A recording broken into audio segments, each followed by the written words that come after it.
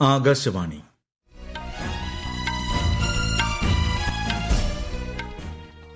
നമസ്കാരം. വാർത്തകൾ വായിക്കുന്നത് കരോൾ ത്രേസ്യാമ്മ അബ്രഹാം.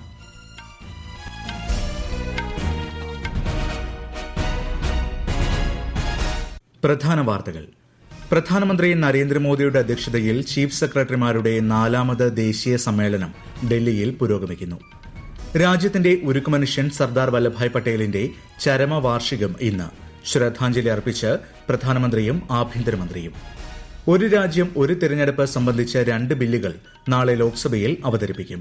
ഫെഡറലിസത്തിന്റെ തത്വങ്ങൾക്ക് ബിൽ തുരങ്കം വയ്ക്കുന്നുവെന്ന ആരോപണം തള്ളി ആഭ്യന്തരമന്ത്രി അമിത്ഷാ. കേരളത്തിൽ ജലസുരക്ഷ മുൻനിർത്തി സംഘടിപ്പിക്കുന്ന ഇനി ഞാൻ ഒഴുകട്ടെ നീർച്ചാൽ സംരക്ഷണ ക്യാമ്പയിന്റെ 3ാം ഘട്ടത്തിന് ഇന്ന് തുടക്കം. സന്തോഷ് ട്രോഫി ഫുട്ബോളിൽ ഗോവയ്ക്കെതിരെ കേരളത്തിന് ജയം. വാർത്തകൾ വിശദമായി. പ്രധാനമന്ത്രി നരേന്ദ്രമോദിയുടെ അധ്യക്ഷതയിൽ ചീഫ് സെക്രട്ടറിമാരുടെ 4ാമത് ദേശീയ സമ്മേളനം ഡൽഹിയിൽ പുരോഗമിക്കുന്നു. പൊതുവായ വികസന അജണ്ടയുടെ നടത്തിപ്പിൽ സംസ്ഥാനങ്ങളുമായി സഹകരിച്ചുള്ള പ്രവർത്തനങ്ങൾക്കാണ് സമ്മേളനം ഊന്നൽ നൽകുന്നത്. അതിവേഗ വളർച്ചയും വികസനവും കൈവരിക്കുന്നതിനായി സഹകരണ ഫെഡറലിസം ശക്തിപ്പെടുത്തുക, കേന്ദ്ര സംസ്ഥാന സർക്കാരുകൾ തമ്മിലുള്ള ഏകോപനവും പങ്കാളിത്തവും ഉറപ്പാക്കുക എന്നിവയും സമ്മേളനത്തിന്റെ ലക്ഷ്യങ്ങളാണ്. വെള്ളിയാഴ്ച ആരംഭിച്ച സമ്മേളനം ഇന്ന് അവസാനിക്കും. സമാപന സമ്മേളനത്തെ പ്രധാനമന്ത്രി അഭിസംബോധന ചെയ്യും. രാജ്യത്തിന്റെ ഉരുക്കുമനുഷ്യൻ സർദാർ വല്ലഭായ് പട്ടേലിന്റെ ചരമവാർഷികം ഇന്ന്. ശ്രദ്ധാഞ്ജലി അർപ്പിച്ച് പ്രധാനമന്ത്രിയും ആഭ്യന്തരമന്ത്രിയും. രാജ്യത്തിന്റെ ഐക്യത്തിനും അഖണ്ഡതയ്ക്കും വികസിത രാജ്യമെന്ന ലക്ഷ്യത്തിലേക്കുള്ള യാത്രയിലും സർദാർ വല്ലഭായ് പട്ടേലിന്റെ വ്യക്തിത്വവും പ്രവർത്തനവും പ്രചോദനമാണെന്ന് പ്രധാനമന്ത്രി നരേന്ദ്രമോദി സമൂഹമാധ്യമത്തിൽ കുറിച്ചു. ദേശീയ ഐക്യത്തിനും അഖണ്ഡതയ്ക്കും വേണ്ടിയുള്ള സർദാർ പട്ടേലിന്റെ സമർപ്പണമാണ് ഏക് ഭാരത് ശ്രേഷ്ഠ ഭാരത് എന്ന ആശയത്തിന് ശക്തമായ അടിത്തറയിട്ടതെന്ന് ശ്രീ അമിത്ഷാ പറഞ്ഞു. ഒരു രാജ്യം ഒരു തെരഞ്ഞെടുപ്പ് സംബന്ധിച്ച 2 ബില്ലുകൾ നാളെ ലോക്സഭയിൽ അവതരിപ്പിക്കും. ഭരണഘടനയുടെ 129ാം ഭേദഗതി ബിൽ, കേന്ദ്രഭരണ പ്രദേശ നിയമ ഭേദഗതി ബിൽ എന്നിവയാണ് ബില്ലുകൾ. കേന്ദ്ര നിയമമന്ത്രി അർജുൻ റാം മേഘ്വാൾ ആകും ബില്ലുകൾ അവതരിപ്പിക്കുക. ആദ്യഘട്ടത്തിൽ ലോക്സഭ, നിയമസഭാ തെരഞ്ഞെടുപ്പുകൾ ഒരേ സമയം നടത്താനും പഞ്ചായത്ത്, മുനിസിപ്പാലിറ്റി തുടങ്ങിയ തദ്ദേശ സ്വയംഭരണ സ്ഥാപനങ്ങളിലേക്കുള്ള തെരഞ്ഞെടുപ്പുകൾ പൊതു തെരഞ്ഞെടുപ്പ് കഴിഞ്ഞ് 100 ദിവസത്തിനകം പൂർത്തിയാക്കാനുമാണ് ഉദ്ദേശിക്കുന്നത്. ഒരു രാജ്യം ഒരു തെരഞ്ഞെടുപ്പ് ബിൽ ഫെഡറലിസത്തിന്റെ തത്വങ്ങൾക്ക് തുരങ്കം വയ്ക്കുന്നുവെന്ന ആരോപണം തള്ളി കേന്ദ്ര ആഭ്യന്തരമന്ത്രി അമിത്ഷാ. ന്യൂഡൽഹിയിൽ ഒരു ടെലിവിഷൻ ചാനൽ സംഘടിപ്പിച്ച ചടങ്ങിൽ സംസാരിക്കുകയായിരുന്നു അദ്ദേഹം. ലോക്സഭ, നിയമസഭാ തെരഞ്ഞെടുപ്പുകൾ ഒരേ സമയം നടത്തുന്നത് പുതിയ കാര്യമല്ലെന്നും ഏതു സാഹചര്യത്തിലും ജനങ്ങൾ അവരുടെ താൽപര്യമനുസരിച്ച് മാത്രമാണ് വോട്ട് ചെയ്യുകയെന്നും അദ്ദേഹം പറഞ്ഞു. वन नेशन वन इलेक्शन से देश का नुकसान है या फायदा है? अगर एक ही समय में पूरे देश का चुनाव एक साथ हो जाता है, पब्लिक को जहां वोट देना है वहां देगी, तो इससे क्या नुकसान है? मेरी तो समझ में नहीं आता है क्यों विरोध करें, न विरोध करने का कारण बता रहे हैं. ഒരു രാജ്യം ഒരു തെരഞ്ഞെടുപ്പ് എന്ന രീതിയിൽ രാജ്യത്ത് 1952 ഉൾപ്പെടെ 3 തെരഞ്ഞെടുപ്പുകൾ നടന്നതായും ശ്രീ അമിത്ഷാ ചൂണ്ടിക്കാട്ടി. വൺ നേഷൻ വൺ ഇലക്ഷൻ രീതി ബിജെപിക്ക് ഗുണം ചെയ്യുമെന്നുള്ള ആരോപണങ്ങൾ തള്ളിക്കളയുന്നതായും അദ്ദേഹം പറഞ്ഞു. ജമ്മുകാശ്മീരിലെ സ്ഥിതിഗതികൾ വിലയിരുത്താൻ ന്യൂഡൽഹിയിൽ ഈ മാസം 19-ന് ഉന്നതതല സുരക്ഷാ യോഗം ചേരും. ആഭ്യന്തരമന്ത്രി അമിത്ഷാ പങ്കെടുക്കും. ജമ്മുകാശ്മീരിൽ സമാധാനവും സ്ഥിരതയും ഉറപ്പാക്കുന്നതിനുള്ള പദ്ധതികളുടെ അവലോകനമാണ് യോഗത്തിലെ പ്രധാന വിഷയം. മോൾഡോവിയൻ ഉപപ്രധാനമന്ത്രി മിഖായിൽ പോപ്സോയി ഔദ്യോഗിക സന്ദർശനത്തിനായി ഇന്ത്യയിലെത്തി. ഇരു രാഷ്ട്രങ്ങൾക്കുമിടയിലെ സഹകരണം ശക്തിപ്പെടാൻ സന്ദർശനം വഴി തുറക്കുമെന്ന് വിദേശകാര്യ മന്ത്രാലയ വക്താവ് രൺധീർ ജയ്സ്വാൾ പ്രതികരിച്ചു. കേരളത്തിൽ കാസർഗോഡ് വിദ്യാനഗർ ഉദയഗിരിയിലെ ലൈബ്രറി കൌൺസിൽ ട്രെയിനിംഗ് മന്ദിരം മുഖ്യമന്ത്രി പിണറായി വിജയൻ ഉദ്ഘാടനം ചെയ്തു. ഇന്ന് വൈകിട്ട് കാറ്റാടിയിലും ചീമേനിയിലും പൊതുപരിപാടികളിലും മുഖ്യമന്ത്രി പങ്കെടുക്കും. ഉച്ചയ്ക്ക് ഗേറ്റ് വേ ബേക്കൽ റിസോർട്ട് ഉദ്ഘാടനവും മുഖ്യമന്ത്രി നിർവഹിക്കും. 29ാമത് കേരള രാജ്യാന്തര ചലച്ചിത്രമേള 3ാം ദിനത്തിലേക്ക് കടന്നു.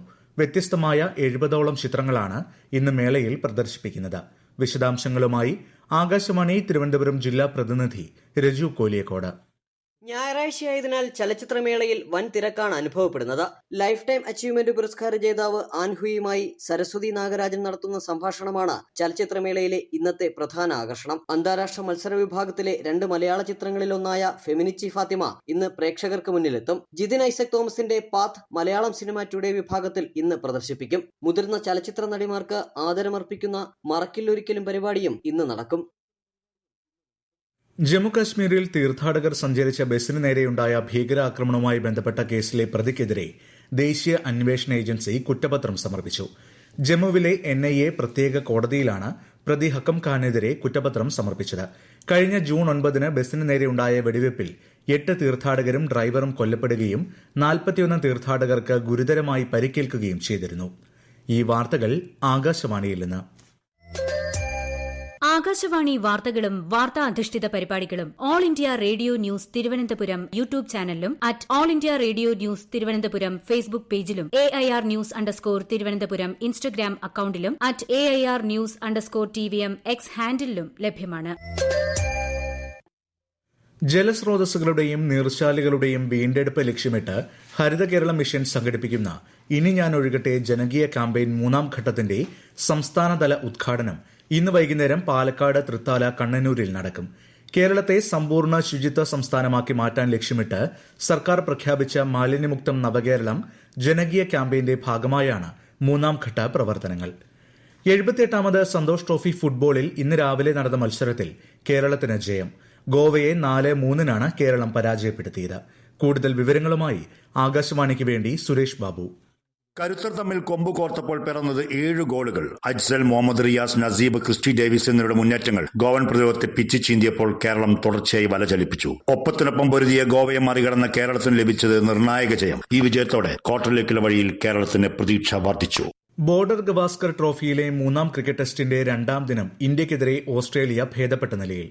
ആദ്യ ഇന്നിംഗ്സ് ബാറ്റിംഗ് തുടരുന്ന ഓസീസ് ഒടുവിൽ വിവരം ലഭിക്കുമ്പോൾ 6 വിക്കറ്റ് നഷ്ടത്തിൽ 367 റൺസ് എന്ന നിലയിലാണ്. ഓസ്ട്രേലിയയ്ക്കായി ട്രാവിസ് ഹെഡ് സെഞ്ചുറി നേടി. ഇന്നലത്തെ കളി മഴ മൂലം ഉപേക്ഷിച്ചിരുന്നു. ഇന്ത്യ വെസ്റ്റ് ഇൻഡീസ് വനിതാ T20 പരമ്പരയ്ക്ക് ഇന്ന് തുടക്കം. നവി മുംബൈയിലെ DY പാട്ടീൽ സ്റ്റേഡിയത്തിൽ രാത്രി 7 കളി. 3 മത്സരങ്ങൾ അടങ്ങിയതാണ് പരമ്പര. സയ്യിദ് മുഷ്താഖ് അലി ട്രോഫി ഫൈനലിൽ ഇന്ന് മുംബൈ മധ്യപ്രദേശിനെ നേരിടും. വൈകിട്ട് 4:30 ബംഗളൂരുവിലാണ് കളി. ജൂനിയർ ഏഷ്യ കപ്പ് ഹോക്കി ഫൈനലിനായി ഇന്ത്യൻ വനിതകൾ ഇന്നിറങ്ങും. രാത്രി 8:30 ചൈനയ്ക്കെതിരെ മസ്കറ്റിലാണ് കലാശപ്പോരാട്ടം. പൂൾതല മത്സരത്തിൽ ചൈന ഇന്ത്യയെ 2-1 കീഴടക്കിയിരുന്നു. നിലവിലെ ചാമ്പ്യന്മാരായ ഇന്ത്യ ജപ്പാനെ 3-1 പരാജയപ്പെടുത്തിയാണ് ഫൈനൽ യോഗ്യത നേടിയത്. ജമ്മു, പൂഞ്ച്, മെന്തർ റൂട്ടിൽ ചിലവ് കുറഞ്ഞ ഒരു ഹെലികോപ്റ്റർ സർവീസ് റൂട്ടിന് കൂടി അനുമതി നൽകി കേന്ദ്ര ആഭ്യന്തര മന്ത്രാലയം. മെന്തർ മേഖലയിലെ പ്രാന്തപ്രദേശങ്ങളെ ജമ്മുവുമായി ബന്ധിപ്പിക്കാൻ ഇതിലൂടെ സാധിക്കും. നാവികസേനാ മേധാവി അഡ്മിറൽ ദിനേശ് K. ത്രിപാഠി 4 ദിവസത്തെ ഔദ്യോഗിക സന്ദർശനത്തിനായി ഇന്തോനേഷ്യയിലെത്തി. ഇന്തോനേഷ്യൻ പ്രതിരോധ മന്ത്രി, കരസേനാ മേധാവി, നാവികസേനാ മേധാവി തുടങ്ങിയ ഉന്നത സർക്കാർ പ്രതിനിധികളുമായി അദ്ദേഹം ഉഭയകക്ഷി ചർച്ചകൾ നടത്തും. സമുദ്ര സുരക്ഷ, സംയുക്ത പരിശീലന പദ്ധതികൾ തുടങ്ങിയ പ്രതിരോധ വിഷയങ്ങൾ ചർച്ചാ വിഷയമാകും. സിറിയൻ സൈനിക കേന്ദ്രങ്ങൾക്ക് നേരെ ഇസ്രായേൽ വ്യോമാക്രമണം ശക്തമാക്കി. ഡമാസ്കസിന്റെ ഗ്രാമപ്രദേശങ്ങളിൽ ഇസ്രായേൽ ഇന്നലെ 24 വ്യോമാക്രമണങ്ങളാണ് നടത്തിയത്. അതിനിടെ ബാഷർ അൽ അസദ് സർക്കാരിന്റെ പതനത്തെ തുടർന്ന് ലെബനീസ് സായുധ സംഘത്തിന് സിറിയയിലൂടെയുള്ള ആയുധ വിതരണ മാർഗം താൽക്കാലികമായി നഷ്ടപ്പെട്ടതായി ഹെസ്ബുള്ള നേതാവ് നൈം ഖാസിം സ്ഥിരീകരിച്ചു. കരസേനാ മേധാവി ജനറൽ ഉപേന്ദ്ര ദ്വിവേദി ജപ്പാനിൽ നടന്ന 2ാം കരസേനാ ഉച്ചകോടിയിൽ ഓൺലൈനായി പങ്കെടുത്തു. Japan, America, Australia, Indonesia, Korean republic, Philippines തുടങ്ങിയ രാജ്യങ്ങളിലെ കരസേനാ മേധാവികളും മുതിർന്ന ഉദ്യോഗസ്ഥരും യോഗത്തിൽ സംസാരിച്ചു. ഇന്ത്യൻ മഹാസമുദ്ര മേഖലയുടെ സുരക്ഷയും വികസനവും എന്ന വിഷയത്തിൽ സംസാരിച്ച ശ്രീ ദ്വിവേദി പ്രതിരോധ മേഖലയിൽ വിവിധ രാഷ്ട്രങ്ങൾ ഏകോപിതമായി പ്രവർത്തിക്കേണ്ടതിന്റെ പ്രാധാന്യവും പരാമർശിച്ചു. ഈടില്ലാതെ നൽകാനാവുന്ന കാർഷിക വായ്പകളുടെ ഉയർന്ന പരിധി 1.6 ലക്ഷം രൂപയിൽ നിന്ന് റിസർവ് ബാങ്ക് 2 ലക്ഷം രൂപയായി ഉയർത്തി. വിലക്കയറ്റവും കൃഷിച്ചെലവും വർദ്ധിച്ച സാഹചര്യത്തിലാണ് തീരുമാനമെന്ന് റിസർവ് ബാങ്ക് വ്യക്തമാക്കി. പ്രധാന വാർത്തകൾ വീണ്ടും. പ്രധാനമന്ത്രി നരേന്ദ്രമോദിയുടെ അധ്യക്ഷതയിൽ ചീഫ് സെക്രട്ടറിമാരുടെ 4ാമത് ദേശീയ സമ്മേളനം ഡൽഹിയിൽ പുരോഗമിക്കുന്നു.